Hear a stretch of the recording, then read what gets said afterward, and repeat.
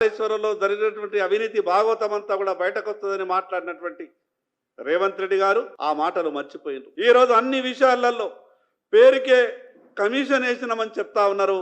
కానీ ఈ రోజు మాకు పూర్తిగా అనుమానాలు ఉన్నాయి. కేసీఆర్ ని నిర్దోషిగా ఎక్కడ కాళేశ్వరంలో సర్టిఫికెట్ ఇస్తుందో కాంగ్రెస్ పార్టీ అని మాకు అనుమానం ఉన్నది. మీరే చెప్పారు కదా, మాకు అధికారం ఇవ్వండి, అవకాశం ఇవ్వండి, కాళేశ్వరంలో దోచుకున్నటువంటి దోషులందరినీ కూడా తెలంగాణ ప్రజల ముందు నిలబెడతామన్నారు. ఏమైంది మీ మాట? ఈ రోజు సంవత్సరాల కాలంలో ఎవరిని దోషులుగా మీరు తెలంగాణ ప్రజల ముందు నిలబెట్టిండ్రో ఈ కాంగ్రెస్ పార్టీ సమాధానం చెప్పాలి. ఈ రోజు national dam safety authority report ఇచ్చి 2 నెలలు దాటిపోయింది.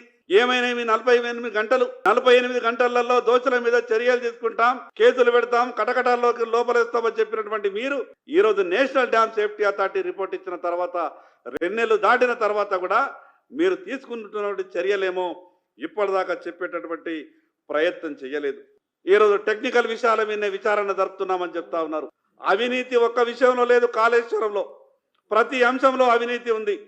అసలు కాళేశ్వరం అనే కథని మొదలు పెడితే మొదటి అక్షరం నుంచి చివరి పేజీ వరకు ప్రతి ఒక్క విషయంలో అవినీతి దాగి ఉంది. గతంలో అనేక సందర్భాల్లో ఎందరో మంది సుప్రీంకోర్టులో వేసినటువంటి కేసులు కావచ్చు, కాళేశ్వరం ప్రాజెక్టు కొన్నటువంటి మోటార్ల విషయాలు కావచ్చు, చివరికి కాళేశ్వరం ద్వారా అవినీతికి సంపాదించినటువంటి సొమ్ము హవాలా ద్వారా విదేశాలకు తరలి వెళ్ళినటువంటి విషయం కూడా కావచ్చు. గతంలో మీరే కదా మాట్లాడింది, కాళేశ్వరంలో సంపాదించిన 1000 కోట్ల రూపాయలు హవాలా ద్వారా విదేశాలకు వెళ్ళినాయి, విదేశాల్లో పెట్టుబడులు పెట్టిండ్రు.